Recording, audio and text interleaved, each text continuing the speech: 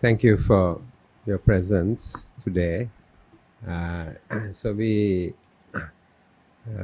are holding a kind of monthly briefing so that we could say what has happened in the past month and also give you the opportunity of asking questions that you might have and then help to clarify. Right at the outset, I might say that I apologize that Upul Kumar Perumal, the President's Council, was also going to be here. But due to personal circumstances, urgent circumstances, he is not here. But we will proceed nevertheless. So what I would say is, in terms of what we have been working on, අපි දැනට කරගෙන තියෙන දේවල් ගැන විතරක් බැලුවොත් හරිද? එකක් ඇවිල්ලා අපේ විවස්ථාව අපි සාකච්ඡා කරගෙන යනවා කරලා තියෙන හුඟක් අය එක ඒක සම්පූර්ණ කරලා ඒක අපි ඊට පස්සේ ඒක රජයට බාර දීලා ඒක ඉන්ද්‍රියට එතනින් ගෙනියන්න බලාපොරොත්තු වෙනවා. ඉතින් මම ගිය පාරත් ඒක කිව්වා. හැබැයි ඒක ලේසි කරුණක් නෙමෙයි. හදිස්සියෙන්ම කරන්න පුළුවන් දෙයක්වත් නෙමෙයි. මොකද හුඟක් අය එක සාකච්ඡා කරන්න තියෙන නිසා එක එක අයට එක එක අදහස් තියෙනවා ඒ පිළිබඳව. ඉතින් ඒ ඔක්කොම අදහස් කිරලා බලලා අපි කොහොම හරි ක්‍රිකට් වල හොඳ පාලනයක් යහ පාලනයක් පිරිසිදු පාලනයක් ඇති කරන ක්‍රමවිදියක් තමයි ව්‍යවස්ථාව කියලා කියන්නේ. ඉතින් අපි එතනට ඒක කරගෙන යනවා. ඊට පස්සේ අපි ICC එකත් එක්ක තියෙන සාකච්ඡාවත් දිගින් දිගටම කරගෙන යනවා. ICC එකේ ඔබතුමාලා දන්නවා ඒගොල්ලන්ට ඕනේ ඉක්මනටම අපේ මේ වැඩපිළිවෙල ඉක්මන් කරන්න. ඉක්මන් කරලා ඊට පස්සේ මේ වැඩපිළිවෙල හරහා ව්‍යවස්ථාවක් ගෙනව නම් ගෙනල්ලා ඊට පස්සේ ඒක හරහා කරන්න තියෙන පත්වීම් ඒ විදිහට කරලා අලුත් මණ්ඩලයක් ස්ථාපිත කරලා ක්‍රිකට් එකේ වැඩපිළිවෙල ඉදිරියට ගෙනියන්නේ. ඒක ICC එක පැත්තෙන් ඒක ඒ සාකච්ඡාව ICC එකයි අපි අතර යනවා. ඒත් එක පැත්තකින් ඒගොල්ලන්ගේ ව්‍යවස්ථාවයි ඒගොල්ලන්ගේ ප්‍රතිපත්ති තියෙනවා. අනිත් පැත්තෙන් ඕනම රටක ඒ රටේ නීති රීතිත් තියෙනවා. ඉතින් ඒ නීති රීති එකට බලලා තමයි අපි අපේ වැඩපිළිවෙල හදාගෙන යන්නේ. ඊට පස්සේ මේක හැඳින්වීමක් හැටියට මම මේක කියන්නේ. ඊට පස්සේ අපිට සාකච්ඡා කරන්න පුළුවන්. හැම අහන්න කැමති දේවල් අහන්න අවස්ථාවක් දෙනවා. ඊට පස්සේ සිදත් වෙත්තමුණි මැතිතුමා මේව ගැන හුඟක් දීර්ඝව කතා කරයි. අපි මේ කෙටි කාලය තුලදී අපි දන්නවනේ අපේ ක්‍රීඩකයින්ව අපි කොන්ට්‍රැක්ට් කරනවා. ඒක අපි කරලා තිනවා. ඒකේ විශේෂයකට තියෙන්නේ අලුත් ක්‍රීඩකයන් ගණනාවක්ම ඒකට අපි මේ පාර ඇතුළු කරලා තිනවා. ගණනක් හැටියට බැලුවොත් මම හිතන්නේ වෙනදාට වැඩිය වැඩි. ඊට පස්සේ සිලෙක්ෂන් පැනල්ස් වල වෙනස් වීම කරලා තිනවා. ඊට පස්සේ කාන්තා වැඩපිළිවෙල ඉදිරියට යනවා. under 19 එකත් යනවා. දැනුත් ක්‍රිකට් වැඩපිළිවෙල යනවා. ඊට පස්සේ ටුවර්ස් උත් එනවා. ඊට පස්සේ මේ කෝචස්ලාගේ අධ්‍යාපන වැඩපිළිවෙල ඒක මම කියන්න ඕනේ ප්‍රොවින්සර්ස් වලයි දිස්ත්‍රික්ක වල ප්‍රධානත්වයෙන් වේගෙන යන දෙයක්. මම පුද්ගලිකව ගිහිල්ලා එක බැලුවා. මම හිතන්නේ හුඟක් හොඳයි ඒගොල්ලන් කරගෙන යන වැඩපිළිවෙල දිස්ත්‍රික්ක වලයි ප්‍රොවින්සර්ස් වලයි. ඒක අපි තව ශක්තිමත් කරන්න බලන්න ඕනේ. ඒකත් සිදු වෙගෙන යනවා. ඊට පස්සේ අනාගතයේදී අපේ මේ ඉන්දියන් ටීම් එක එනවා 26 ටෙස්ට් මැචස් ගහන්න. ඊට පස්සේ අපි මූල්‍යමය කරුණු වලට මොකද අපි හුඟක්ම බලලා තියෙන්නේ පාලනය පිළිබඳව කරුණු තමයි. මූල්‍යමය කරුණු පිළිබඳව අපි පටන් අරගෙන තියෙනවා. නමුත් සෑහෙන දුරක් අපිට ගැන බලන්න සිදු වෙනවා. මුගක් දේවල් තියෙනවා එතන අපිට බලන්න සිදු වෙනවා. නමුත් ඒව ගැනත් අපිට සාකච්ඡා කරන්න පුළුවන්. ඉතින් මම මේක හැඳින්වීමක් හැටියට තමයි මේව සඳහන් කළේ. මම සිතත් වෙත්තමුණිට ආරාධනා කරනවා ක්‍රිකට් ගැන යමක් සඳහන් කළා ඊට පස්සේ අපි විවෘත කරමු ප්‍රශ්නවලට. Good afternoon. So I think as I mentioned in our last meeting, we were focusing on 3 areas. One being coaching, one being curating, and the other was the umpire standards.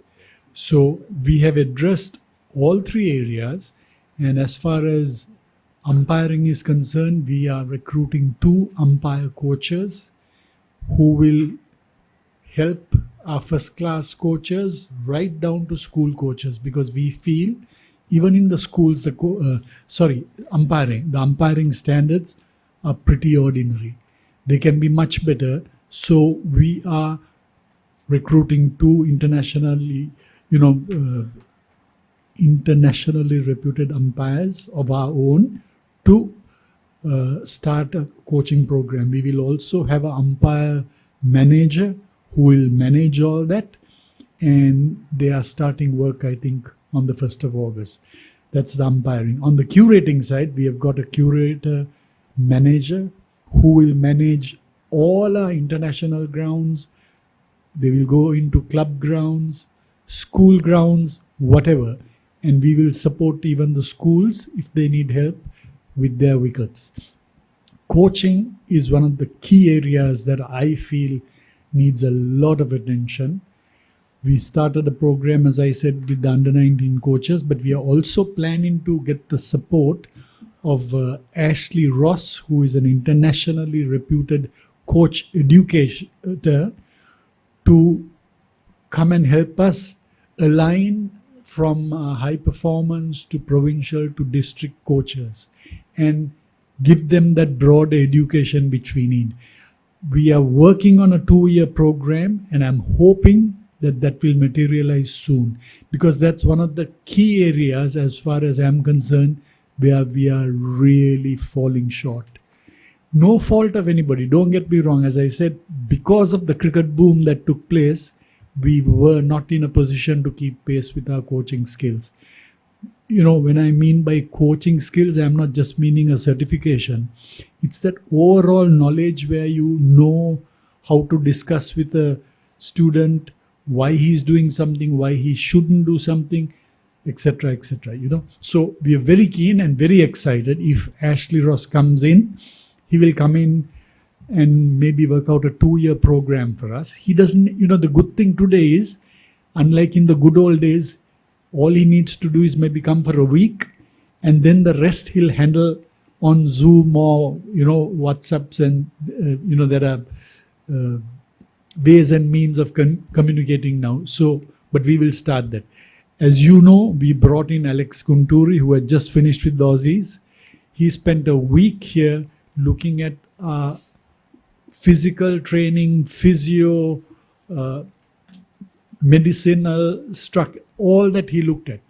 And he has also supported us and realigned a lot of our physiotherapists, trainers, and whatever. And he will also work with us continuously. And again, you know, unlike those days, he can work on Zoom. And he said once he's done once or twice in the year, maybe the rest he can always do long distance. So those are the crucial areas that we are working on. And as you know, there's a lot of cricket. I'm told the selectors are finding new players coming in, which is exciting. Even I was, you know, watching the other day, I saw this boy called Columbage for the first time. My gosh, I thought he's an exciting prospect, you know. So we have the talent. What we are trying to do is make sure we have a process where we can nurture this talent and bring them into the mainstream. I've always felt we fall short between the age of 17 to 22. we are also thinking, and still not certain, but we are wondering whether we should bring our under 23 tournament to under 21. Reason being, it's still in discussion, reason being, a schoolboy, now we realize the schoolboy team that played, about 10 or 11 of those players fall off. They don't play school cricket anymore. But they are the guys we need to catch and make sure they are in our sights.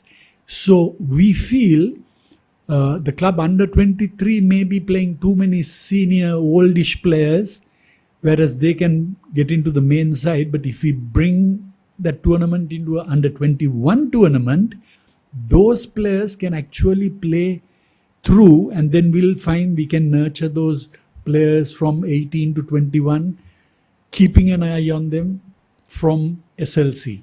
So that's something which is in discussion. We haven't finalized anything. We just talked about this just the other day because we felt we need to relook at that and see what we can do.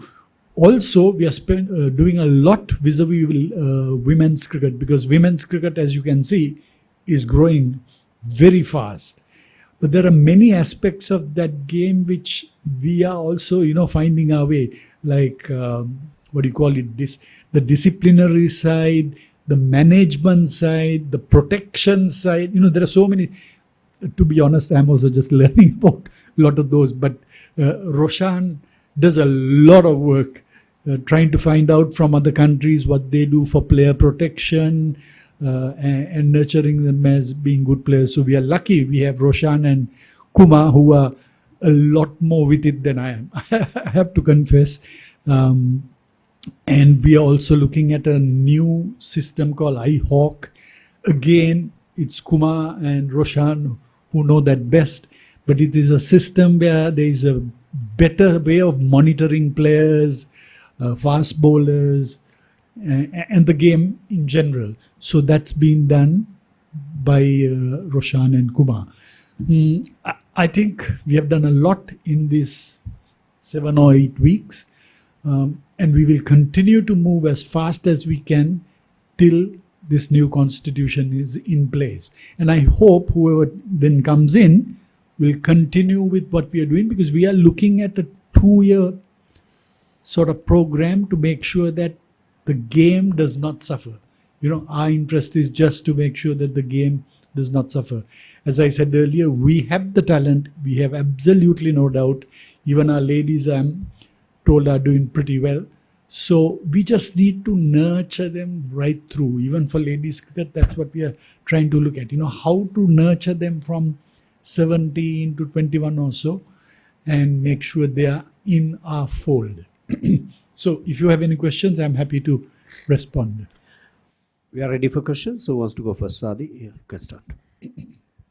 Chairman, just brief us on, there have been reports that you met the president of the country and with the interim committee, with the transformation committee, and you had a discussion. Is there anything that we should know? Yeah, there is really nothing that is secretive. And I need to make it absolutely clear that the Cricket Transformation Committee is completely independent of any political interference. And that principle is being upheld by us, and it's also being upheld by the government. It's not only the president, because you asked me, I can tell you. We've been meeting all the stakeholders, and some of the stakeholders are those who have held office here previously, and I have been meeting all of them, not all of them, most of them. Then some of the other stakeholders are political leaders of the country, and I have been meeting, most of them I have already met, and then of course met the president. So none of these events are media events as such. So if there is a picture in the media or something, then people know you've gone and kind of met them. So the meeting with the president was, we gave him an update of what we as an transformation committee are thinking. We gave him an update on the cricket side of what has been undertaken, like Siddharth just mentioned, and where we think that the road is for the future. Then we gave him an update also on the governance side, and we said that we are going to bring in the new constitution.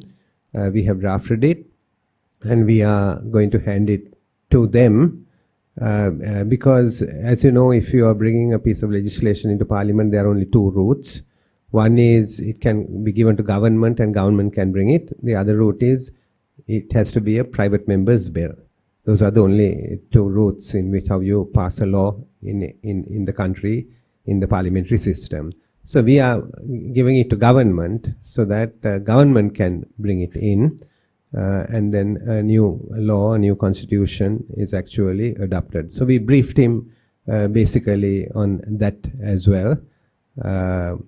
So the meeting yesterday was really about that.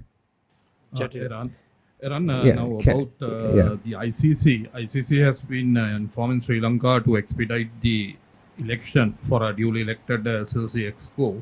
Now, has the ICC been conveyed the sort of procedure that the Transformation Committee has to go through with, especially put it to the Parliament and then the time duration that it will take? Yes, we have briefed them from the start that what are the different possibilities, and explained that this is the better of all the routes in terms of transparency. Everybody has an opportunity to participate in the process, and we also made it, one thing I made absolutely clear is that in modern governments consists of the judiciary, it consists of the executive arm of government, and it consists of the legislative arm. So parliament is only a legislative arm. It's not the government. It's not executive. So I said we decided that we are going to use the legislative arm of government. And then when we bring it, then after it's stable, then the window is open for a couple of weeks by law, that any citizen could go and to the court and say, if they agree or disagree on something and so forth, and it has to come through that process as well. And after that only, then there will be a debate in Parliament and the adoption. We made it clear right from the beginning that cricket is apolitical.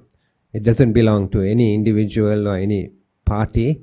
It's apolitical, and therefore we want to get inform, discuss with many as possible to get everybody to support it, because it's one of the things, right, that unites a country.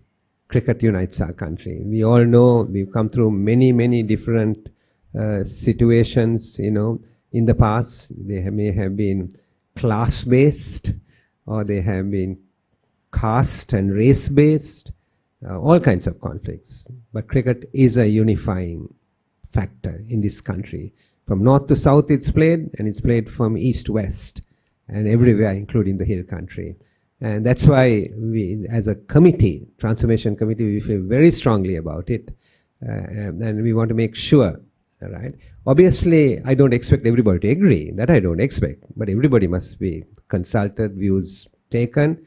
And then we obviously need to do what we think is best in terms of good governance. And after that, we want to basically leave it in the hands of the stakeholders in taking it forward. We're only putting basically the system in place. Jabika Fernando. Mr. Vikramaratne, like ICC is one of the major stakeholders in this whole process. So have you all sent this constitution, the draft constitution, to the ICC, and have they given their recommendations or approval to it? And the other question is that you have been saying that you all are going to have an audit, forensic audit. Where does it stand at the moment? I mean, have you all appointed someone? Have you started the process? Yes, so on the constitution, the ICC doesn't approve constitutions. So there's no, they don't. They don't approve, they don't, but they have their principles and their constitution, and you need to be in line with those principles, basically. But having said that, right, we have done what I think is acting wisely.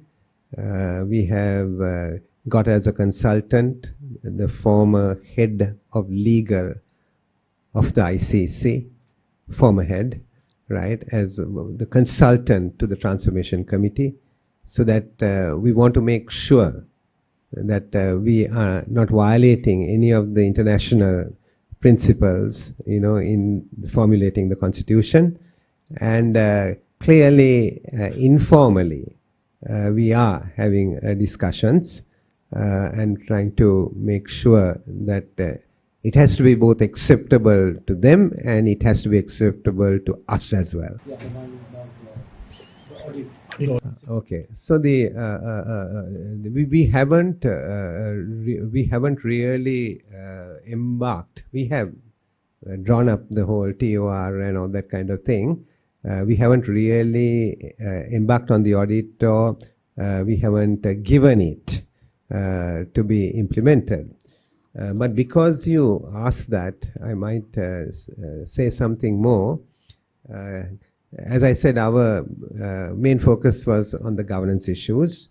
We certainly need to focus on financial issues. So I think your question is very timely and a very good question, valid question. Even though in the past 2 months we didn't comment much on that, because we were also learning and trying to find out things, you know, before we could actually comment, because our whole objective is putting the systems right. Our whole objective is saving every single rupee that we can save, because that rupee must go to the schoolboys and schoolgirls of this country. It needs to go into women's cricket, and we want to save every single rupee. So your question is very good. I think what I can say from last month to this month is that we have now received the Auditor General's report of the last financial year. That's something that we have actually received. And it's the Auditor General's report. It's not us appointing an auditor and us basically trying to figure out only, which we will do. We will do with a further audit, but the Auditor General has actually published a report, and we are answerable, because today we are we are the committee, right? And the committee is answerable, and we are subject to Parliament when the Auditor General, and we will be summoned by COPE.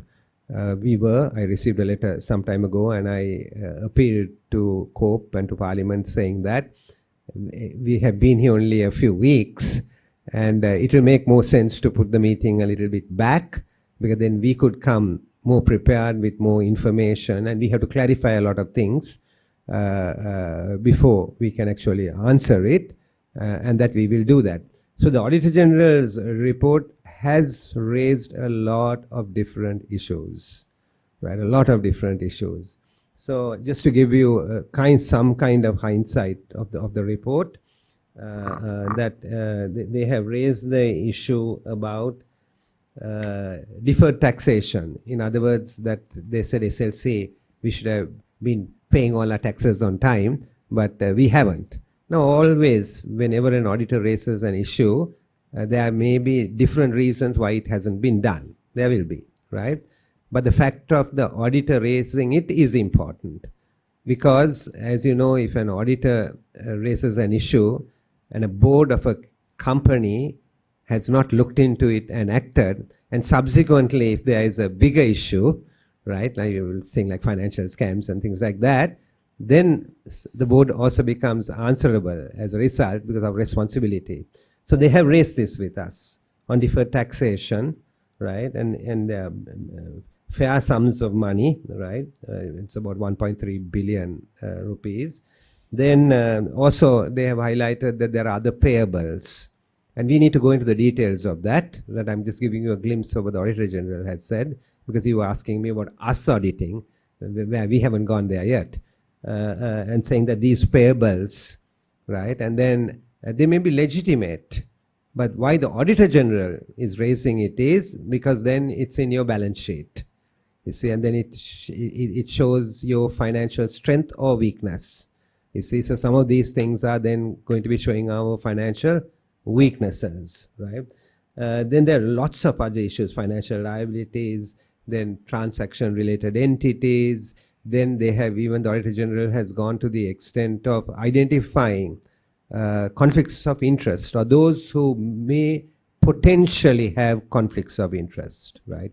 Even I was surprised because as you know, we are new and we don't know everything. So an audit report comes, then it's really informing us, right, of what the issues are. So it has basically raising the issue of, are there conflicts of interest with its board or in management? Then they've gone to a lot of details, right? Then about the grants that have been made to associations and clubs, they have detailed it in the Auditor General's report. It's detailed in there, right? And the list of debtors. Right? And then there are a whole lot of issues like these financial issues. I must admit that even as a board, we haven't still been able to sit down to it. The finance committee will first go into it, right, and try to furnish the answers, because these answers are answers that will have to be given to public representatives, members of parliament in committees and things like that, and we certainly will look at that. So your question is very valid, and some of the specifics will have to be gone into. May I ask you why is it taking that long for you to do this forensic audit? I mean, you could have even asked the government auditor to do the forensic audit. I think we had one in 2018, like that, the SLC requesting the minister, to the minister, to the government auditor, rather than going for private auditors. Yeah. So as I said, two or three things. One is priorities, right? We have identified our priorities clearly. It's to put the framework, because even if we are not there, the framework is in place, and whoever is there will then definitely go after it. That's one.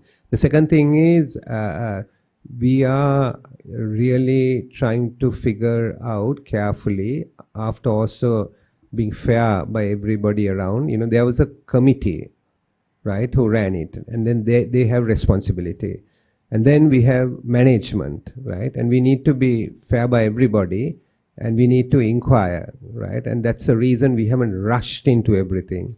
We are going it about systematically. We are looking at it, and as I said, when audit queries are raised, there may be reasons, and reasonable reasons.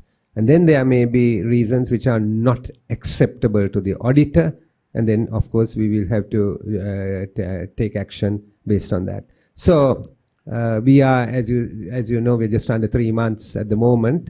We will be focusing more and more, because where the constitution is concerned, it's virtually coming to a closure now. That is coming to a closure, and the focus will turn more into management and finance.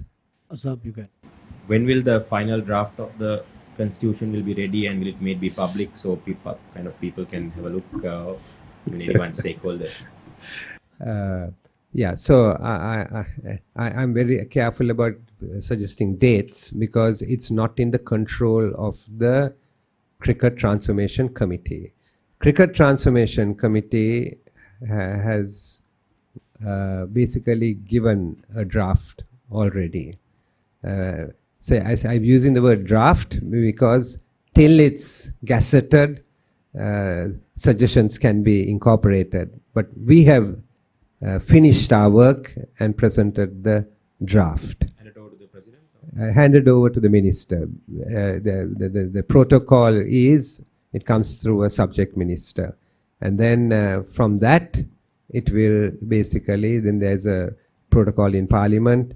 It has to go, the Attorney General has involved, then the legal draftsman is involved. then translations are done, then cabinet has to approve it, and then it has to be gazetted, and then after the gazette, then it has to be tabled in parliament for the first reading, then 2 weeks has to be given for anybody to challenge it, and then after that, within generally between 48 to 72 hours, the court delivers its verdict, and then a date has to be set for the second and third reading and the adoption. The moment that is done, then that becomes the law. You said you met political leaders briefed them about it. Yeah. Did you meet the opposition leaders or like your former leader opposition? Yes, I have actually, some of them I haven't still met, but I'm in touch with them, and I have asked them also to schedule a time that's convenient to them, so that everybody gets an opportunity, and they get an opportunity of meeting members of the committee. So they have people. Some of our members are on the governance side. Some led by Siddharth, Kumar, Roshana, very much on the cricket side, so that they could get a very full picture of what's actually happening. කවල් Sujeewa. නව cricket ප්‍රතිසංස්කරණ ක්‍රියාවලියේ තත්ත්වය කොහොමද? කොයි කාලයකදී මේක අවසන් කරන්න බලාපොරොත්තු වෙනවද? මේ ක්‍රියාවලිය සිදු වෙන්නේ කොයි ආකාරයකටද? මට මම දිනයක් දාන්නේ නැහැ. නමුත් මම කිව්වා වගේ මේක අපි ව්‍යවස්ථාව ගැන කතා කරනවා නම් ඒකේ හුඟක් අය එක්ක දැන් අපි සාකච්ඡා කරලා තියෙන්නේ. ඒගොල්ලන්ගේ අදහස් අරගෙන තියෙන්නේ. මොකද අපි හිතුවා ඔක්කොම වගේ අදහස් ගන්න ඕනේ කියලා. ඒක එකක්. දෙවෙනි එක ඇවිල්ලා පසුගිය අවුරුදු 10 තුලදී මේක ගැන සිද්ධාර්ථ වෙත්තුමනි මට වැඩිය කියයි හුඟක් සාකච්ඡා වෙලා තියෙනවා, රපෝර්ට් වල ලියලා තියෙනවා. ඒවත් අපි ඔක්කොම සලකලා බලලා තමයි ඒක ගෙනලා තියෙන්නේ. නමුත් අපේ ක්‍රිකට් ට්‍රාන්ස්ෆර්මේෂන් කමිටි එක හැටියට අපි දැන් ඩ්‍රාෆ්ට් එකක හදලා අවසන් කළා. අවසන් කළ එක බාර දීලා තිනවා. නමුත් අලුත් අදහස් ආවොත් හරිද? ඒක සම්මත වෙනකන් කැබිනට් එකෙන් ඒව සලකන්න පුළුවන්. නමුත් අපේ වැඩේ අපි ඉවර කරලා තියෙන්නේ. දැන් ඒක එන්නේ ආමාත්‍යංශය හරහා තමයි ඊටු ටික සිදුවගෙන යන්නේ. මම දින දාන්න කැමති නැහැ. මම සිතත් වෙත්තුමනිගෙන් කියන්න මොහොත ඉතිහාසයක් තියෙනවා මේක ගැන. අනික් අවස්ථාවලදී සිදු වුණේ දේ ගැන පොඩ්ඩක් සඳහන් කරන්න කියලා. මේක ඇත්තට අලුත් දෙයක් නෙවෙයි. මම 2015 මේ ඉන්ටරිම් කමිටි එකේ චෙයාමන් හැටියට ඉන්නකොට අපිට පර්මිෂන් දුන්නා ICC එකෙන් කොන්ස්ටිටියුෂන් එක පාර්ලිමේන්තුවට ගෙන අප්‍රූව් කරන්න කියලා. හැබැයි ඒ වෙලාවේ වුණේ මම හිතන්නේ ආණ්ඩුව වෙනස් වුණා. ආණ්ඩුව වෙනස් වෙලා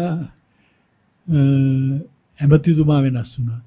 එතනින් මේක කප්පල් වුණා. නැත්තම් අපිට දීලා තිබ්බේ මාස 6ක් නැත්නම් අවුරුද්දක් මේක ප්‍රූව් කරලා කරාගෙන යන්න කියලා. හැබැයි මම කියන්න ඕන එදාට වඩා අද කරලා තියෙන කොන්ස්ටිටියුෂන් එක ගොඩක් හොඳයි. ඒ කියන්නේ අපි ලෝකේ හැමතැනම තියෙන ව්‍යවස්ථා බලලා ඒවත් පාඩම් කරලා අදට ඔබින දෙයක් තමයි මේ අලුත් කොන්ස්ටිටියුෂන් එකේ තියෙන්නේ. ඒ හින්දා එක අතකින් මට හිතෙනවා මේ ඒක 2015 වෙන්නේ නැතුව අද වුණොත් ඊටත් වඩා හොඳයි කියලා. ඒකයි ඇත්ත තත්ත්වය. මොකෝ දැන් කරලා තියෙන ව්‍යවස්ථාව මම හිතන්නේ ඉතාමත් හොඳ ව්‍යවස්ථාවක්. ඒක හරි ගියොත් මට නම් හිතෙනවා අපේ ක්‍රීඩාව ගොඩක් දියුණු කරන්න පුළුවන් කියලා. මොකෝ මේ රටේ හැම තැනම කොහේ ගියත් කොළඹ නෙවෙයි ඇත්තට කොළඹ ගමට ගියාම උතුර දකුණ නැගෙනහිර ඕන තැනක ටැලන්ට් එක ඉන්නවා. හැමෝම ආසයි ක්‍රීඩාව සෙල්ලම් කරන්න. දැන් ගෑනු උදවියත් ගොඩක් කැමති ක්‍රීඩාවට. ඉතින් අපිට මේ ටැලන්ට් එක ඉන්නවා. අපිට ඕනේ ස්ටේබල් සිස්ටම් එකක් මේ දේශපාලනයෙන් තොරව ක්‍රීඩාව ඉදිරියට ගෙනන්න.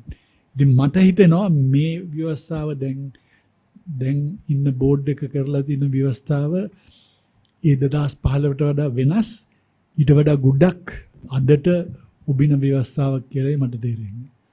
ඉසුරුබානුක ව්‍යවස්ථාව ගැන ඔබතුමා කියපු නිසා මේකේ මූලිකාංග මොනවද ඔබතුමාලා අවධානය යොමු කරලා තියෙන කාරණාව? දැන් සමා කාලයක් කිව්වා මේ ක්‍රිකට් ආයතනයේ ඡන්ද සම්බන්ධයෙන් සමාජයේ ප්‍රශ්නයක් තිබ්බා. මොන පොයින්ට්ස් වශයෙන්ද සාමාන්‍යයෙන් අපි ඔක්කොම නොකියුවත් මොන මූලික අංග වලට ඔබතුමාලා අවධානය යොමු කළා තියෙන කියන එක. අනිත් එක තමයි මේ විද්‍යා ආයතනයේ ෆයිනෑන්ෂල් මූල්‍ය තත්ත්වය මොන වගේ තැනක තියෙන්නේ. සාමාන්‍ය අපි දන්නවා දැන් ක්‍රීඩා සමාජ වලට මුදල් ගෙවන්න අවශ්‍යයි. ඒවා ඉන්නේ ක්‍රීඩකයින්ට ගෙවන්න ඕනේ. මූල්‍ය තත්ත්වය මේ වෙලාවේ කොහොමද තියෙන්නේ ක්‍රිකට් ආයතනයේ? No, you say something. නෑ මූල්‍ය තත්ත්වය මම හිතන්නේ එච්චර හොඳ නෑ. හැබැයි අපි අර ක්‍රීඩාව වෙනුවෙන් කරන්න තියෙන හැමදේම කොහොම හරි කරනවා. ක්ලබ්ස් වලට ගෙවන්න තියෙනවා, ප්‍රොවින්සස් වලට ගෙවන්න ඒවා වෙනවා. අපිට හැබැයි සල්ලි නාස්ති කරන්න සල්ලි නෑ. ඒකින්ද ඉතාමත් පරිස්සම් වෙන්න ඕන. මොකෝ මීට ඉස්සලා තිබ්බ කැපිටල් එක්ස්පෙන්ඩිචර් ගොඩාක් හයි. ඉතින් ඒවා පොඩ්ඩක් අඩු කරලා අර ක්‍රීඩාවටම යොදන්න තියෙන දේ තමයි යොදන්නේ. ව්‍යවස්ථාව ගැන කතා කරනකොට දැන් මේ ව්‍යවස්ථාව ඇත්තට ලෝකේ තියෙන ගොඩක් ව්‍යවස්ථාව එක සංසන්දනය කරනකොට ටිකක් ළඟයි. ඒ කියන්නේ ඒකේ ඉන්න ඉලෙක්ටඩ් කොටසකුයි අපොයින්ටඩ් කොටසකුයි. ඡන්ද ගාන මම හිතන්නේ 39කටද කොහෙද අඩු වෙනවා. තව ඡන්දය දෙන්නේ මේ ක්‍රිකට් ගහන්න නැති ක්ලබ්ස් වලට ඒවට නෙවෙයි. ටියර් 1 ගහනවා නම් ඡන්ද දෙකක් තියෙනවා. ටියර් 1 ගහනවා නම් එක ඡන්දයක් තියෙනවා. ඒ ක්‍රීඩා කරන හැටියට තමයි ඡන්ද දෙන්නේ. නැත්තම් මම දන්නවා අවුරුදු ගාණක් තිස්සේ සමහර ක්ලබ්ස් ඉන්නවා ක්‍රිකට් ගහන්නේ නැහැ. නිකන් අර කියන්නේ පේපර් ක්ලබ්ස් කියලා. ඒවටත් ඡන්ද දෙක තියෙනවා. ඒව ඔක්කොම මෙතනින් අවසන් වෙනවා. තව අර මම හිතන්නේ මූල ධර්මය තමයි transparency and accountability. ඒකට මොකද්ද කියන්නේ? පාරදර්ශකතාවය, විනිවිදභාවය. ඔව්. ඒක තමයි ඊටමත් වැදගත්. ඕන එක්කෙනෙක්ට ඕන වෙලාවක බලන්න පුළුවන් මොකද්ද වෙන්නේ කියලා. තව බෝඩ් මෙම්බර්ස්ලා දැන් ඉන්න බෝඩ් එකේ මම හිතන්නේ බෝඩ් මෙම්බර්ස්ලා 20 දෙනෙක්ද කොහෙද ඉන්නවා. මම හිතන්නේ අපි ඒක 14ට කොහෙද අඩු කරලා තියෙන්නේ.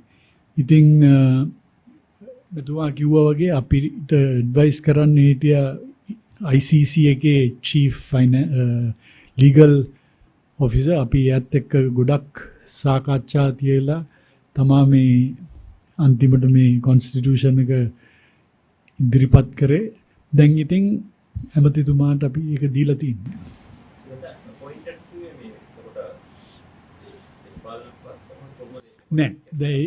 That's an interesting question. So there will be 5 nominated bodies who will bring in a representative, like for example the Bar Association President, the Institute of Chartered Accountants, Chamber of Commerce, Institute of Marketing or something, I can't remember. So 5 such very, very senior bodies and 1 ministry member will be the panel that will pick the appointed. So even you can apply and say, I want to be a member of it. And if they think you are suitable, they can appoint you. But within those appointments, there will have to be a chartered accountant. There will have to be a marketing expert. There will have to be a IT and specialist in that area. There is, I think, 1 ex-cricketer who has been retired for 3 years or something. Legal. And a legal person. There has to be a top. That was the 5 members appointed. No, 7. They'll appoint 7 members. But it will have to have all those qualifications. So it's a very transparent system, and the heads of those institutions will recommend the names. And they will head the. So is the committee selected through that 7 and those who? Yes, and 7 elected. So there will be a vote among themselves to kind of find those. Yes, but the chairman will always be from the appointed committee member, if I'm not mistaken. So not from the elected. No. So he'll be totally independent. What we want is independence. So it's like running a bank or any big company. That's how they run, and that's how we think the cricket board should run. Is it 2 or 4 years, I think? Elaborate. It will be 4 years, maximum of 2 terms. Okay? And you will have those half who are elected, and you will have the half who are appointed. The appointed ones will be on a rotational basis. So you'll have year 1, year 2, year 3, year 4, the exit, and then another one comes in. So we've thought about it very long, but they'll have their full term. But it's rotational. So there is no one fixed point. So there's continuity, you see, in the system, and to give stability into the system. Then when it comes to the appointed people, anybody could be nominated. We are not going to let, one party decide or anything like that. Nominations can come from anywhere. No. Let me be clear. That is the committee. Nominations committee is what Siddharth said, will consist of these people. මේක හරියටම ව්‍යවස්ථාදායක සභාව වගේ. ඒ principle එක. ඒකේ ඉන්නේ fixed අය. ඒක කාටවත් මාරු කරන්න බෑ. ඒකේ අය ඉන්නේ. එතකොට ඒ අය තමයි ඒ තෝරා ගැනීම කරන්නේ. කියන්නේ මම සභාපති කියලා මට nominations committee එකක් පත් කරන්න බෑ. ඒක අපි අයින් කරලා තියෙන්නේ. හරිද? මේක දාලා තියෙන්නේ fixed committee. Nominations can come from anywhere. එතකොට සිද්ධාර්ථ මැතිතුමා කිව්වා වගේ සුදුසුකම් ඇවිල්ලා ඒවත් ස්පෙસિෆයි කරලා තිනවා මේ කමිටි එකේ පත් කරන අයගෙන් ඉන්න ඕනේ ලීගල් එක්ස්පර්ට් කෙනෙක් ඉන්න ඕනේ මාකටිං එක්ස්පර්ට් කෙනෙක් ඉන්න ඕනේ ඉන්ෆර්මේෂන් ටෙක්නොලොජි එක්ස්පර්ට් කෙනෙක් ඉන්න ඕනේ මේ වගේ ඒක නම් කරලා තියෙනවා සෝ ඒ කමිටි එකටත් ගයිඩ්ලයින්ස් තියෙනවා එතකොට බලන්න ඉතින් මේක ඇවිල්ලා අර සිද්ධාර්ථ කිව්වා වගේ අපි අර ජාත්‍යන්තරයත් බැලුවා සමහර හුඟක් රටවල් වල තියෙන්නේ මේ nominate කරපු අය විතරයි only appointed members lots of countries have you see එතකොට අපේ තිබෙන්නේ අර elected system එකක් තියෙනවා. ඉතින් අපි අන්තිමට බැලුවේ බලන්න ඕනේ output එකනේ බලන්න ඕනේ මොකක්ද අපිට අතරම ලබා ගන්න ඕනේ කියන එක. එතකොට ඒකට මේ පැත්තෙන් ආයත එන්න පුළුවන් represent කරන්න පුළුවන් district වලින් provinces වලින් අනිත් පැත්තෙන් මේක ඇවිල්ලා policy එක හදන තැනනේ මේ දැනුම තියෙන අයත් ඉන්න ඕනේ. ඔය මම තව එකක් කියන්න යනවා. ඒක ඇවිල්ලා අපි වෙනසක් කරනවා.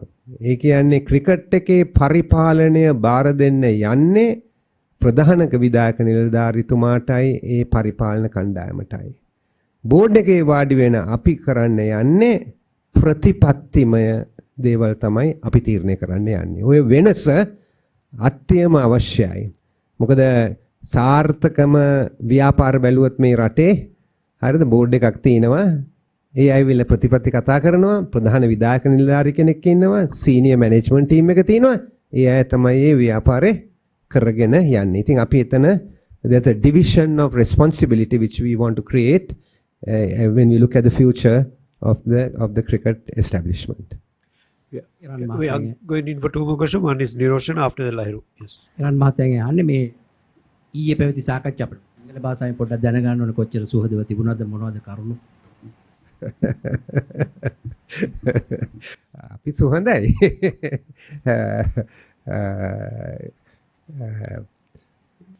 සුහඳයි කියන්නේ අපිට වෙනස් අදහස් තිබුණත් අපි විවෘතයි අනිත් අයගේ අදහස් අහන්න. මොකද මම හිතන්නේ ප්‍රජාතන්ත්‍රවාදය කියන්නේ ඒකයි. ඔක්කොමලගේ අදහස් විමසන්න ඕනේ. නායකත්වය කියන්නේ ඒ අදහස් ඔක්කොම විමසුවට පස්සේ ඒවා කිරලා බලලා මොකක්ද මේ ප්‍රශ්නයට සුදුසුම පිළිතුර කියන එක ගන්න ඕනේ. ඒ වගකීම තියෙන්නේ ක්‍රිකට් ට්‍රාන්ස්ෆර්මේෂන් කමිටි එකට. ඒක රජයට ඒ වගකීම නැහැ. මොකද ක්‍රිකට් ඇවිල්ලා රජයෙන් ස්වාධීනයි. ඒ වගකීම තියෙන්නේ අපිට. ඉතින් අපි ඒ ඔක්කොම හොයලා බලලා අපි ව්‍යවස්ථාව අලුත් ව්‍යවස්ථාවක් යෝජනා කරනවා. ඒකයි අපි ගිහිල්ලා මේ රටේ ක්‍රිකට් වල හිටපු පරිපාලනයේ හිටපු අයවත් මුණ ගැසෙනවා. ඒ වගේම රටේ දේශපාලන නායකයොත් මුණ ගැසෙනවා. මොකද අපි කියනවා ක්‍රිකට් දේශපාලනය පක්ෂයකට අයිති දෙයක් නෙමෙයි. රටේ හැමෝටම වැදගත් දෙයක්. නමුත් ඒ අයගේ අදහසුත් විමසනවා. හුඟක් අයගේ දැනටම අපි කරලා ඉවරයි. තව මට ඇත්තට වෙන්නේ කෙනෙක් දෙන්නෙක්. ඒ අයවත් අපි මුණ ගැසෙනවා. මුණ ගැසිලා ඒ අයත් එක්කත් මේක සාකච්ඡා කරනවා. ඉතින් ඊයේ අපේ ජනාධිපතිතුමාවත් මුණ ගැසුණා. ජනාධිපතිතුමා මුණ ගැසිලා අපි පැහැදිලි කළා අපේ අදහස් පැහැදිලි කළා. අපි ඒක සාකච්ඡා කළා. ක්‍රිකට් පිළිබඳව සිද්ධාර්ථ වෙත්තමුණි රොෂාන් මහානාම හුඟක් පැහැදිලි කළා ක්‍රිකට් වල කොහොමද අපි වර්ධනය කරන්නේ ඉස්සරහට කොහොමද යන්නේ කියන එක හුඟක් විස්තර කිව්වා. ඒ වගේම අපි ව්‍යවස්ථාවේ මූලික සිද්ධාන්ත අපි පැහැදිලි කළා. පැහැදිලි කරලා අපි කිව්වා ව්‍යවස්ථාව අපි අමාත්‍ය අංශයට ඇමතුමාට බාර දෙනවා. එතකොට ඒක එතුමා පාර්ලිමේන්තුවේ ඉදිරිපත් කරයි. මොකද ඕනම පනතක් පාර්ලිමේන්තුවේ සම්මත කරගන්න ක්‍රම දෙකයි තියෙන්නේ. පුද්ගලික මන්ත්‍රී යෝජනාවක් හැටියට ගේන්න නැත්නම් රජයේ යෝජනාවක් හැටියට ගේන්න. ඉතින් හරි තීරණය ඇවිල්ලා එක රජයේ යෝජනාවක් හැටියට ගේන එකයි වැදගත් දෙයක් නිසා. හැබැයි අනිත් අයවත් ඔක්කොම අපි කතා කරලා සාකච්ඡා කරලා ඒගොල්ලන්ගේ අදහසුත් විමසලා ඉස්සරහට ගෙනියන්න. ඉතින් සාකච්ඡාව හොඳට ගියා. ලහිරු දුෂ්මන්ත සභාපතිතුමා මේ ප්‍රශ්නේ ඔබතුමා මේකට ඉංග්‍රීසි වලින් උත්තරයක් දුන්නා. සිංහලෙන් බලාපොරොත්තු වෙනවා මේ ගිය පාර ඔබතුමාලගේ සාකච්ඡාවේදී කිව්වා හිටපු කමිටුව විසින් විශාල මුදලක් වැය කරලා තියෙනවා නීතිමය කටයුතු වෙනුවෙන් ඒ වගේම සම්බන්ධ. එතකොට මේ ගැන වෝහාරික විගණනයක් එහෙම නැත්නම් මොන හරි විගණනයක් ආරම්භ කරලා තියෙනවද? එහෙම නැත්නම් ඒකට බලාපොරොත්තුවක් තියෙනවද? ඔබතුමා මූල ප්‍රකාශ සම්බන්ධිනුත් ඉංග්‍රීසි වලින් සඳහන් කළා මේ විගණන දෙපාර්තමේන්තුවෙන් ආපු. මේ ගැන පොඩ්ඩක් පැහැදිලි වෙන්න. අර කිව්වා වගේ හුඟක් මුදල් ගිහිල්ලා තියෙනවා නීතිමය කටයුතු වලට නීතිඥවරුන්ට ගිහිල්ලා තියෙනවා. ඒක අපි දැනගත්තේ ගමම්ම අපි ඉස්සලාම කරපු දෙයක් ඇවිල්ලා අපි බැලුවා මොනවද මේ තියෙන නඩු ටික බැලුවා. නඩු ටික බලලා හුඟක් නඩු තිබුණා මාධ්‍යයට විරුද්ධවත්.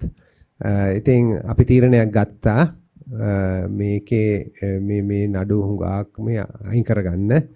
මේකෙන් මං හිතන්නේ කාටවත් යහපතක් වෙන්නේ නැහැ. මුදල් වැය වෙනවා හරියට. මොකද රුපියල් මිලියන 680ක්ද කීයක්ද ගිහිල්ලා තිබුණා අවුරුදු 3කට ඒකට පමණක්. ඉතින් ඒක අපි කිව්වා ඒක විභාග කරලා නඩු ගණනාවක අපි කිව්වා අයින් කරලා දාන්න කියලා. මේ මාධ්‍යයේ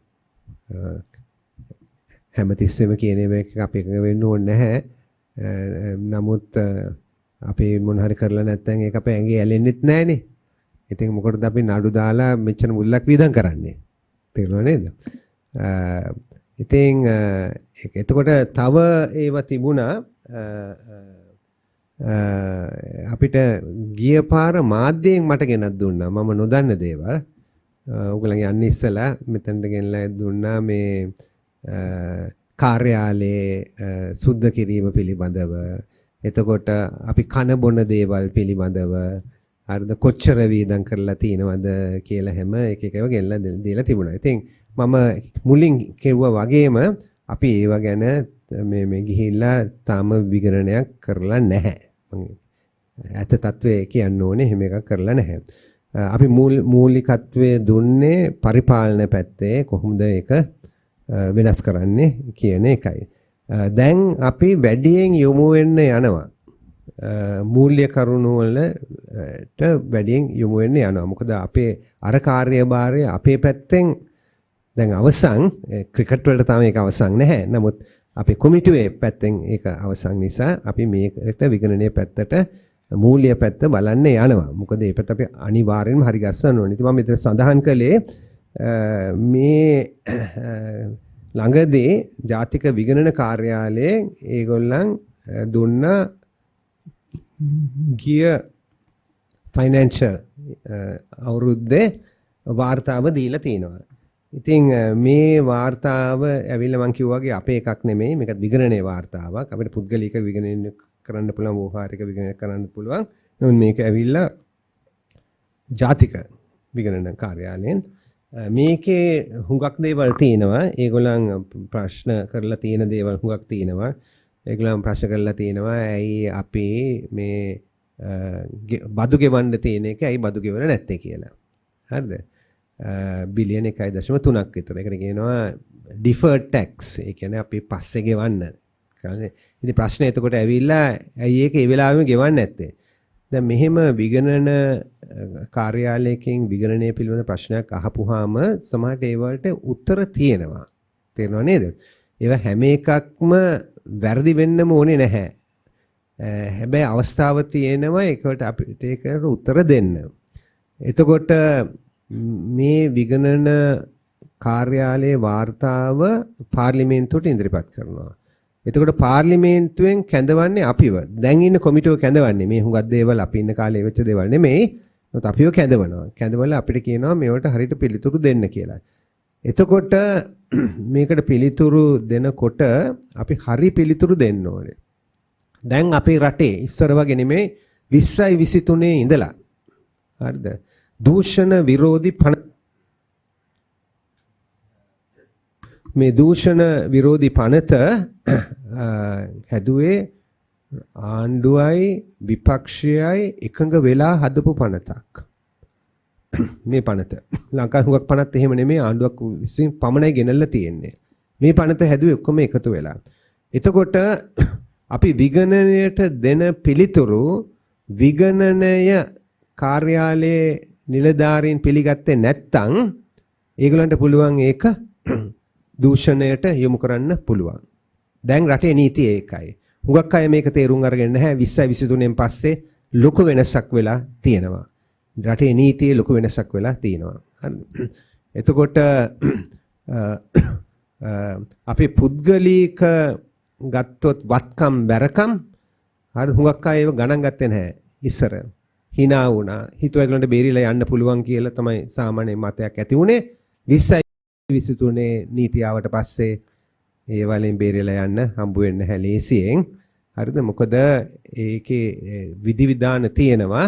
එකක් එක ප්‍රකාශ කරන්න ඕනේ. ඊට පස්සේ අපිට පුළුවන් වෙන්න ඕනේ ප්‍රකාශ කළාට පස්සේ පෙන්වන්නේ ඒ කොහොමද ඒ වත්කම මට ලැබිලා තියෙන්නේ කියන එක. හරිද? ඉතින් ඒකයි මේ ලොකු වෙනසක් වෙලා තියෙනවා. ඊට පස්සේ පනත ගියාට පස්සේ තමයි මේ අලුත් රජයක් ඇවිල්ලා ඒ පනත දැන් ක්‍රියාත්මක වෙගෙන යනවා. ඉතින් මේ විගණන වාර්තාවේ හුඟක් දේවල් තියෙනවා. මම කිව්වා වගේ මේක අපි තාම අපේ කොමිටුවේ සාකච්ඡා කරලා නැහැ. තාම මේක මුදල් කොමිටුවේ තියෙන්නේ. මුදල් කොමිටුව ඉස්සලා අපි මෙහෙ සාකච්ඡා කරලා ඊට පස්සේ අපි කොමිටුවට එයි. නමුත් මේකේ තියෙනවා මම කිව්වා වගේ deferred tax එක තියෙනවා. ඒතර තව ගෙවීම් වගේක් තියෙනවා. තව deferred tax එක බිලියන 1.3යි ගෙවීම් other payables 2.7යි වගේ. දැන් මේවා ඇවිල්ලා මේවා වල මම කිව්වා වගේ හේතු තියෙන්න පුළුවන්. තේරෙනව නේද? හැබැයි අපි මේක බැලුවොත් මුදල් පැත්තෙන් බැලුවොත් මූල්‍ය ශක්තිය පැත්තෙන් බැලුවොත් මේවා දුර්වලතාවයන් වලට එකතු වෙනවා. ඒ කියන්නේ බැලන්ස් ෂීට් එක පේනනවට වැඩිය දුර්වලයි. තේරුණාද? දැන් මම බලන්නේ මුදල් ඇනලිසිස් එකක් පැත්තෙන් බැලුවොත්. ඒ කියන්නේ හැම එකම දූෂණයක් වෙන්න ඕනේ නැහැ. තේරෙනවනේ මම කියන එක. ඉතින් මේක දෙකක් තියෙනවා මෙතන. එකක් දූෂණයක් වෙලාද නැද්ද? අනිත් එක ඇවිල්ලා බැලන්ස් ෂීට් එක පැත්තෙන් මේක හරිද නැද්ද? එතකොට මෙතන තව කතා කරලා තියෙන හුඟක් මේ රිපෙට්ටුවේ conflicts of interest ගැන දාලා තියෙනවා. හරිද? ඒ කියන්නේ කියලා තියෙනවා මේවා ගැන ඒගොල්ලන් ඒක කරලා තියෙන්නේ මේ ගැන හොයලා බලන්න. දැන් එක උදාහරණයක් ගත්තොත් කියමු අපේ කොමිටුවේ බෝඩ් එකේ සමාජිකයෙක් ඉන්නවා. ඒ සමාජිකයා ඇවිල්ලා තව ක්ලබ්ස් වල සභාපති වෙලා ඉන්නවා. නැත්තම් දිස්ත්‍රික්ක මට්ටමේ හරි ප්‍රොවින්ෂල් මට්ටමේ සභාපති වෙලා ඉන්නවා. හරිද? මම මේ කියන දේ. එතකොට ඒකෙන් අහන්නේ එතන conflict of interest එකක් තියෙනවද කියලා. ඉතින් අපි අලුත් ව්‍යවස්ථාවේ ඒක සම්පූර්ණයෙන්ම නැති කරලා තියෙන්නේ. ඒ කියන්නේ ඕන තැනකින් එන්න පුළුවන් ක්ලබ් එකකින් ඩිස්ට්‍රික්ට් එකකින් ප්‍රොවින්ස් එකකින් ඕන තැනක එන්න පුළුවන්. හැබැයි මහ බෝඩ් එකට ආවොත් අනිත් ඒවා වලින් අයින් වෙන්න ඕනේ. එතකොට එයා බලන්නේ ඒක ජාතික මට්ටමින් පමණයි. මගේ ගම, මගේ ක්ලබ් එක, මගේ අරක මේක බලන්න විදියක්ම නැහැ. හරිද? ඉතින් මේ conflicts of interest ගැන කතා කරලා තිනවා. ඊට පස්සේ කතා කරලා තිනවා මේ grants ගැන මේ වාර්තාවේ related ඒක දාලා related clubs වලට හැම දීලා තිනවා කියලා ඒ grants ගැන. ඉතින් ඒගොල්ලන් මේක උසවලා තිනවා. දැන් මේගොල්ලන් මේක දුන්නාට පස්සේ මේගොල්ලන් ඉන්නේ අපි පාර්ලිමේන්තුවට කැඳවලා අපි ප්‍රශ්න කරන්න. ඉතින් අපේ උත්තර වලින් ඒගොල්ලෝ සෑහීමටපත් වුණොත් ඒක ගැටලුවක් නැහැ. සෑහීමටපත් වුනේ නැත්නම් තමයි අර ගැටලුව එන්නේ.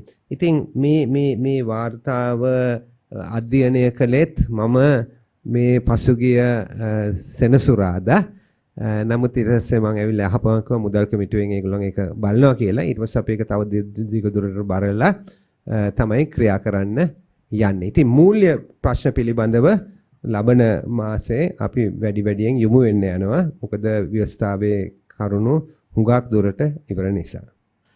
One last question, yes, jump in. සිරතයි කිව්වා මේ අඩු කරනවා කියලා දැන් 39කට විතර වගේ ගේනවා කියලා.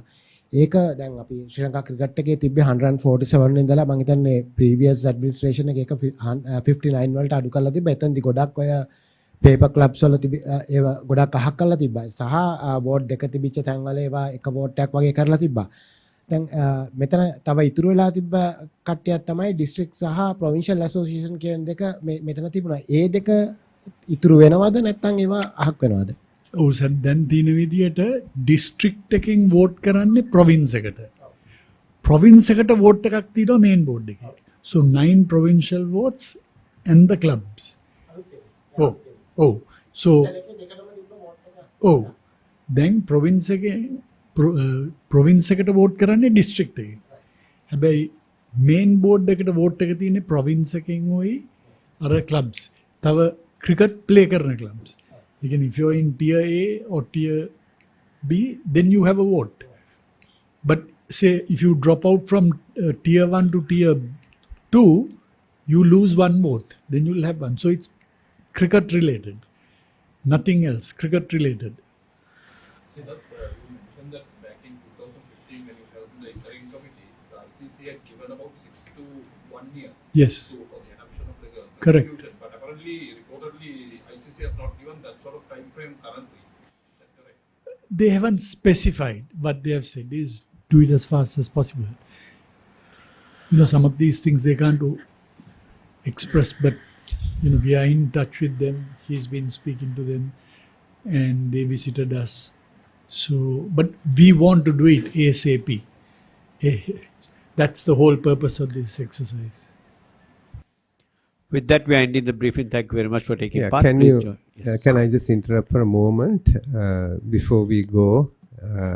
If you could all stand up and just have 2 minutes of silence because of the passing away of Mr. Upali Dharmadasa, who was the former chairman of the Sri Lanka Cricket Board. Thank you.